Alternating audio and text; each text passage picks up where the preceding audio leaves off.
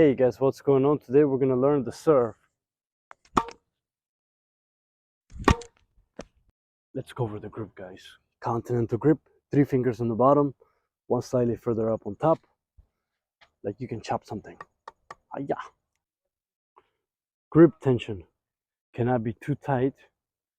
It's got to be loose enough for your wrist to be free, but you got to make sure that you have a nice hold on the racket. So all palm of your hand should be holding onto the racket. No room for air, but wrist should be quite free and neutral. That's it. Let's go over the stance. I like to have my feet slightly parallel to each other. My left one is slightly further out in front and slightly pointed out. And I'm gonna have my racket in the ready position with my left hand holding on to the throat of the racket. That's it, like this. My feet position is gonna look like this from the side. So my feet look lined up, but my left leg is just slightly further up in front. And I'm holding onto my racket. Okay guys, let's go over the backswing. Ready? We're gonna go, racket is going to go from the ready position. It's going to do a nice path that looks like this to get to the trophy position. So basically, I'm leveling out the racket and lining it up with the baseline. The string should be facing the net at this point, and then from here we're just going to think of a clock and think from 6 o'clock to 12 o'clock. So we're going like this way, 6 o'clock to 12 o'clock. Now we reach the lovely power position. From behind, the power position would look like this. Power position, like big muscle. Just kidding, you gotta be loose on the serve. Okay, next up we're gonna practice our power position and tossing the ball at the same time. I'm gonna toss first and then bring my arm up like this. So I like the tossing arm to go slightly first, racket follows right after. So I like to do this a couple of times before even hitting the ball. I would just work on this over and over, and you can check that your elbow position looks like this. It should be 90 degrees, and I like to have my racket slightly close to my head, where to the point where if I were to let it go, it should almost hit me in the head. So hey guys, notice how he begins his take back, tossing arm leads, racket follows, and he's gonna get into a nice power position. Bam. So we get to the power position, and I like my racket at this angle. For our next progression, we're going to go ahead and toss the ball up, and we're going to try to hit the ball with our elbow. So we're going to get to our power position, and then I'm going to hit the ball with my elbow like this. This is a really amazing drill. I found it from online tennis instruction, and shout out to those guys. It's a really good drill because for once, the mechanics behind the serve is to use the elbow. Like when you throw a ball, you throw from your elbow. You throw football, you throw from the elbow, you throw baseball, whatever your technique is, everything starts from here. So the serve is no different. So this gets us leading with our elbow, and notice that when you lead with your elbow, the racket immediately drops into the slot position and then continues to follow. So this drill, 1, 2, is really good for that. By the way guys, because this step is very important, I want to show you guys from the back perspective what it's going to look like. So I have my ready position, my stance. When I'm in this power position and you lead with the elbow, it's very specific which way your racket needs to follow.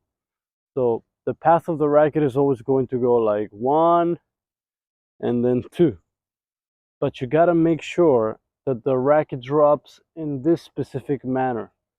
It's got to go like it's almost brushing your hair as your elbow continues to drive forward. If you're holding tight from the very beginning, you are not loose. The racket will not get to this position right here. This is what you call a great racket drop. When you're loose, as you're throwing with your elbow, the racket should fall behind you. Now, many coaches sometimes they say scratch your back and things like this, and in a way I think it's wrong because they don't emphasize scratching your back due to the elbow leading forward. They just say scratch your back, and that kind of messes up a lot of people. So I think it's more of a cause and an effect. So as your elbow starts to drive up, and forward, the racket begins to fall, and now the edge continues to speed up.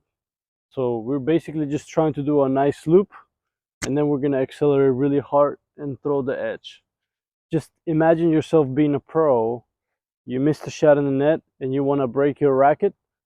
Same thing, you would probably want to break your racket like this, like that, pop, rather than push it down on the ground. You would get more speed by doing a whip from your elbow and smashing your racket into the ground.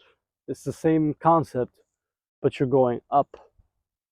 Another really good drill that you can do, I kid you not, you grab a racket that you don't use, and you throw it over the fence of the court.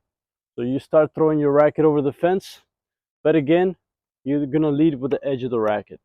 So just keep this in mind, guys. For the next progression, we're gonna go ahead and toss the ball and hit it with the edge of our racket. So we're gonna go ahead, get to the power position, lead with our elbow, and continue to go with the edge of the racket. And we're gonna try to imagine that we're gonna cut the ball in half. If you had a pen 3 ball or whatever kind of ball, you're just gonna imagine yourself cutting the ball in half.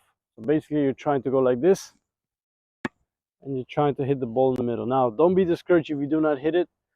The biggest purpose is not so much whether you hit it or not, although ideally with enough tries you should hit it, but the idea is to get your brain thinking lead on edge rather than doing an early opening like this. We're not trying to do the pancake, we're trying to make sure that our racket is very specific with the way that it falls, because we need it to reach a position like this.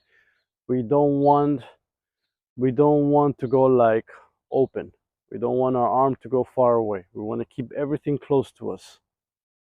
So we're gonna go up and edge of the racket like that. 1, 2. And now notice how this resembles the motion of the serve a lot. Again, I'm thinking about getting to my power position, leading with my elbow, and continuing to go with the edge of the racket. So by now you kind of get the idea. This looks a lot like the motion of the serve. For our next progression, instead of hitting the ball with the edge of the racket, now we're gonna try to go hit the ball with the side of the racket. So facing from this direction, I'm gonna try to, instead of going this way, I'm gonna go with the strings. I'm gonna try to cut the right side of it. And then I'm gonna continue to go past with my arm. So it's gonna go like this, pop. Ready? Let's see it. Notice that whenever I'm doing this exercise, I'm expecting the ball to go to the right side. When you're learning how to serve, if you're right-handed, everything should go to the right side. So basically you're doing a slice serve and it's looking like this. Because we're trying to hit with the side of the racket, we're not trying to push it, we're trying to cut it. It's gonna go like this. Aya! You can make sound effect if you want. Aya! So from here, it's gonna look like 1, 2. You don't have to make the sound effect, by the way. But everything applies. Elbow, edge, cut. Elbow, edge, cut. Okay, guys, for the last step, because now we are trying to do the high five, what I call the forearm turning, and now I'm pushing it. So we go 95% edge, and now we're turning it at the end. But before I demonstrate this with the ball, I'm gonna show you guys a nice drill that I like to do, and it looks something like this. Continental grip. What we're gonna do is we're gonna start like this, head of the racket up,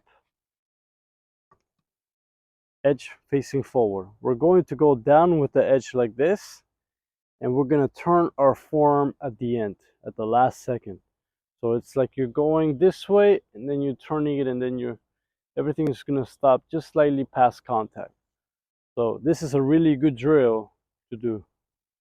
It looks something like this. Here, and then you're pushing it. You drop the ball, and then you're turning your forearm right at the end. From this side, it would look like this. 1, 2.